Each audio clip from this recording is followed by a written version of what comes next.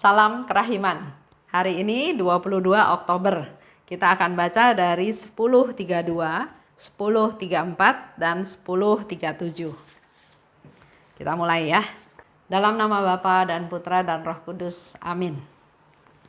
10:32. Dalam misa kudus, aku melihat Tuhan Yesus dipaku pada salib di tengah siksaan-siksaan yang keji. Suatu rintihan lembut keluar dari hatinya. Tak lama kemudian ia berkata, "Aku haus. Aku haus akan keselamatan jiwa-jiwa. Tolonglah aku, putriku, menyelamatkan jiwa-jiwa.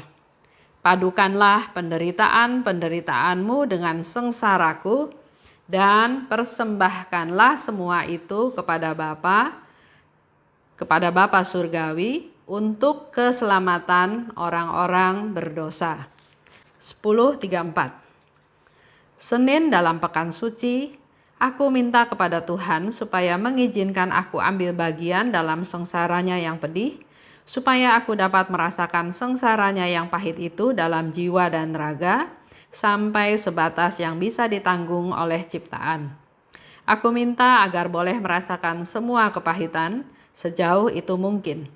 Dan Tuhan menjawab bahwa Ia akan memberikan rahmat itu kepadaku, dan bahwa pada hari Kamis sesudah Komuni Kudus, Ia akan memberikannya secara istimewa. 10:37. Aku mendapati diriku sedemikian lemah, sehingga kalau tidak untuk menyambut Komuni Kudus, aku akan terus terjatuh. Hanya satu hal yang menopang aku, dan itu adalah Komuni Kudus. Dari Komuni Kudus aku menimba kekuatan. Dalam Komuni Kudus ada tenagaku. Pada hari-hari ketika aku tidak menyambut Komuni Kudus, aku takut menjalani hidup. Aku takut akan diriku sendiri. Yesus yang tersembunyi dalam hosti merupakan segalanya bagiku. Dari tabernakel aku menimba kekuatan, tenaga, keberanian, dan terang. Di sini aku mencari kelegaan di saat penderitaan. Aku tidak akan tahu bagaimana memuliakan Allah kalau aku tidak memiliki ekaristi di dalam hatiku. 10:32. Dalam misa kudus, Suster Faustina melihat Tuhan Yesus dipaku pada salib di tengah siksaan-siksaan yang keji. Dan suatu rintihan lembut keluar dari hatinya. Suster Faustina dalam misa kudus ya, sering sekali melihat suatu penampakan. Contohnya dia lihat kanak-kanak Yesus. Dia lihat ada sinar kerahiman ilahi memancar dari hosti ke umat dan kembali ke hosti. Dia juga melihat Yesus ada di altar dalam konsekrasi ya. Jadi banyak yang Suster Faustina lihat pada waktu perayaan Ekaristi. Nah, hari ini di 10:32 yang dilihat oleh Suster Faustina suatu penglihatan yang lain yang berbeda. Di sana dia lihat Yesus yang dipaku pada salib di tengah siksaan yang keji. Jadi Yesus dipaku di kayu salib, tergantung di salib di tengah siksaan yang keji. Dia dicambuk, dia dipukul, dia ditusuk lambungnya oleh tombak.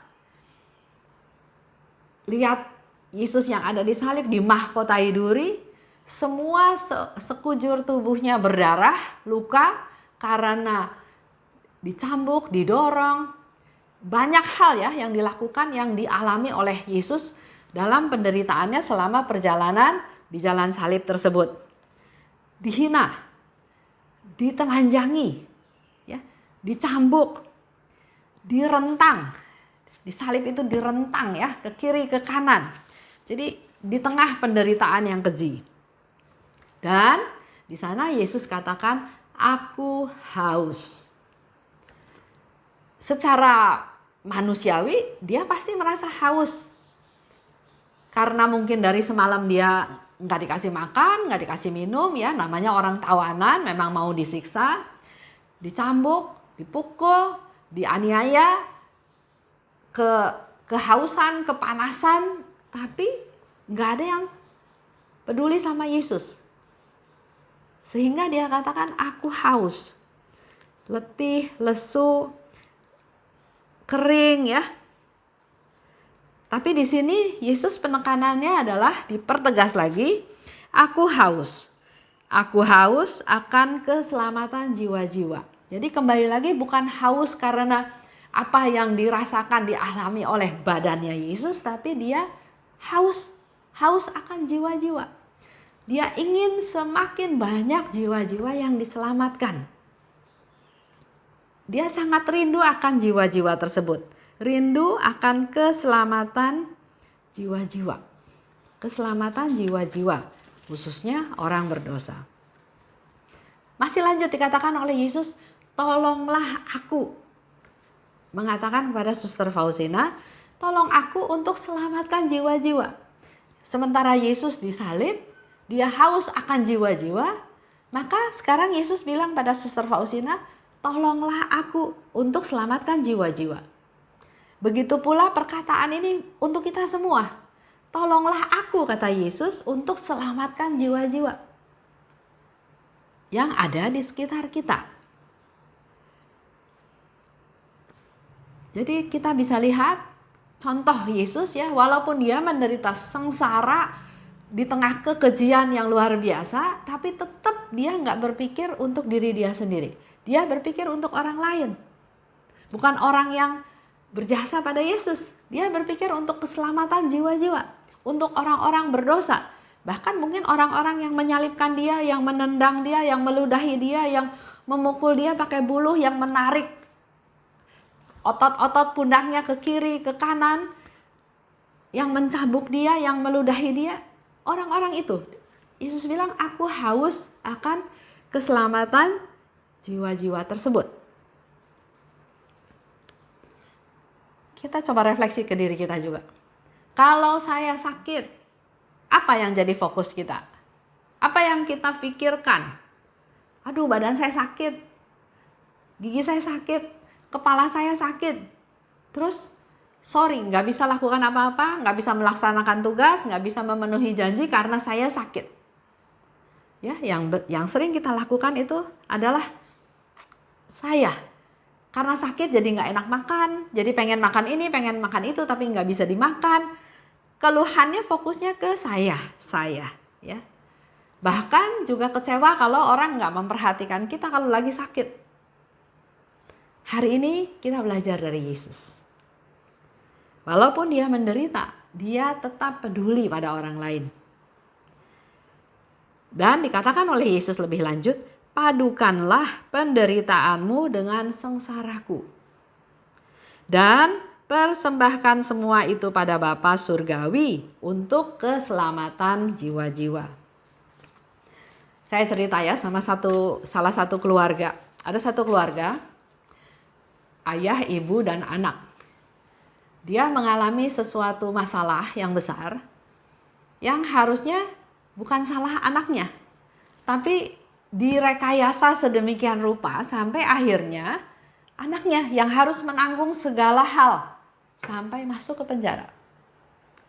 Karena orang kecil, karena ya pasti kalah ya dengan penguasa atau mereka yang lain, akhirnya suka nggak suka ya harus dijalanin. Si anak masuk penjara, si orang tua otomatis juga mengalami suatu penderitaan. Tadinya hidup nyaman, sekarang menjadi hidup yang serba bukan nggak nyaman, tapi siapa yang mau peduli? Orang anggapannya masuk penjara ya salah. Padahal ini hasil dari satu rekayasa dia yang jadi kambing hitam. Nah, melalui peristiwa ini saya bilang, ibu, bapak coba bertahan. Belajar menerima apa yang terjadi. Mengalami penderitaan, iya. Mengalami kesedihan, iya. Mengalami kerugian materi juga, iya. Itu terjadi. Tapi terimalah itu sebagai sesuatu yang memang harus dijalanin. Dikatakan oleh Yesus, padukanlah penderitaanmu dengan sengsaraku di salib. Dan persembahkan itu kepada Bapa untuk keselamatan jiwa-jiwa, untuk menjadi silih. Termasuk juga mungkin silih keluarga dia, silih yang dibutuhkan oleh Tuhan, dia dipakai oleh Tuhan untuk menderita, untuk keselamatan jiwa-jiwa. Ada orang yang gak punya penderitaan, mungkin ada ya. Semuanya serba cukup. Dari kecil sampai dewasa, sampai besar, sampai tua, dia selalu mengalami sesuatu sukacita yang kayaknya nggak pernah mengalami penderitaan. Kita lihat dari contoh Suster Faustina juga. Ada yang tanya sama saya, kalau dalam hidup ini semuanya berjalan lancar, enak semuanya ya, nggak mengalami penderitaan, bukan salah saya dong kalau saya nggak menderita. Sebetulnya cara melihatnya berbeda ya. Dia mungkin mengalami penderitaan. Buat orang lain itu urusan besar, tapi buat dia itu bukan menjadi sesuatu urusan yang besar. Karena dia menghadapinya dengan pikiran positif, dia menghadapinya dengan pasrah, dengan bersabar, dengan percaya Tuhan pasti kasih solusi, maka dia nggak merasakan itu sebagai suatu penderitaan yang beban berat. Dan ingat satu lagi, Tuhan tahu kemampuan kita untuk menanggung. Jadi Tuhan juga nggak bakal memberikan beban yang begitu berat sampai kita nggak bisa nanggungnya. Tuhan tidak akan membiarkan kita jatuh tergeletak. Jadi kalau kita berpikir positif, maka penderitaan ada saja. Tapi kalau kita pikirnya positif, tidak kelamaan berpikir dalam pikiran negatif, putus asa dan pikiran-pikiran yang lain, maka penderitaan itu bahkan bisa menjadi sesuatu batu loncatan untuk mengalami kebahagiaan. Ya, jadi pernah ada yang berkata begini, penderitaan itu adalah awal dari kebahagiaan. Jadi kalau kita menderita, kita bertahan, kita sabar, kita jalani dengan tekun, suatu hari di ujung sana penderitaan itu akan berubah menjadi kebahagiaan. Jadi artinya pada waktu kita menderita, itu adalah titik awal dimulainya kebahagiaan. Nah, ini yang kita harus berpikir positif. Jangan berpikir, aduh kok menderita terus. Nah, pikiran-pikiran negatif inilah yang harus dibuang. Kalau Suster Faustina katakan, aku minta pada Tuhan supaya mengizinkan aku ambil bagian dalam sengsaranya yang pedih. Supaya dapat merasakan sengsaranya dalam jiwa dan raga. Sebatas dia sebagai manusia bisa menanggungnya. Jadi kita bisa juga berdoa seperti Suster Faustina. Minta Tuhan untuk mengizinkan dia mengambil bagian dalam penderitaannya. Bisa merasakan sengsaranya sebatas yang bisa ditanggung oleh manusia. Karena ternyata penderitaan Yesus itu luar biasa. Luar biasa menderita. Nggak ada penderitaan lain yang lebih berat daripada yang Yesus alami. Sehingga Suster Faustina katakan sebatas manusia bisa menanggungnya. Tuhan akan memberi rahmat ini kepadaku dan akan diberikannya setelah komuni kudus. Jadi waktu Suster Faustina minta itu, Tuhan bilang ya nanti akan diberikan sesudah komuni kudus. Bisa ikut ambil bagian dalam sengsaranya adalah suatu rahmat yang istimewa. Jadi kalau kita dalam jam kerahiman merenungkan sengsara Yesus, bisa masuk ke dalam permenungan sengsara Yesus, itu adalah suatu rahmat yang luar biasa. Karena nggak semua orang bisa mengalami hal tersebut. Dikatakan oleh Suster Faustina lagi, aku sedemikian lemah. Kalau bukan karena komuni, aku akan terus terjatuh. Jadi melalui komuni itu dia ditopang.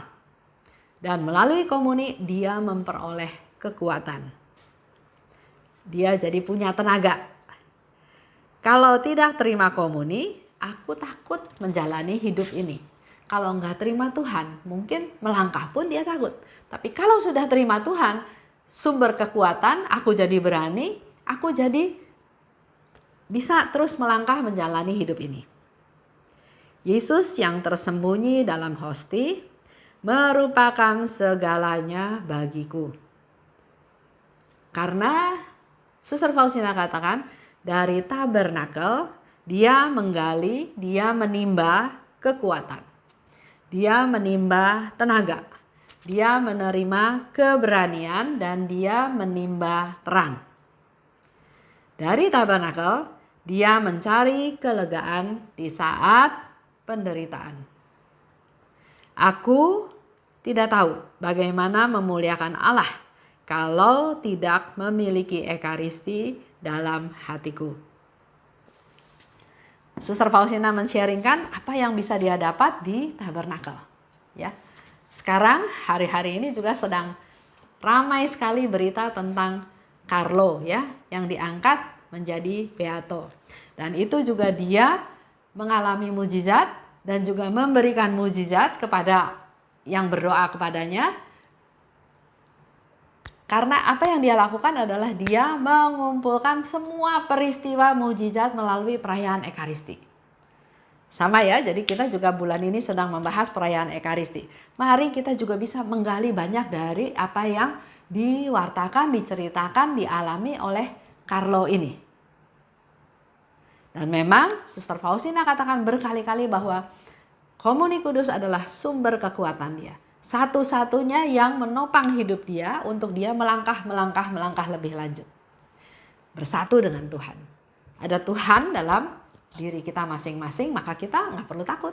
Kita kuat untuk menjalani hari lepas hari kehidupan kita. Dengan segala jatuh bangun, dengan segala permasalahan, dengan segala penderitaan, kita berserah pada Tuhan, kita bergantung pada Tuhan.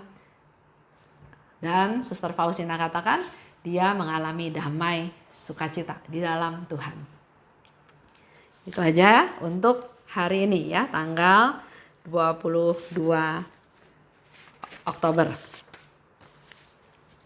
Dalam nama Bapa dan Putra dan Roh Kudus, amin. Allah Bapa yang maha baik, segala puji syukur kami panjatkan kepadamu.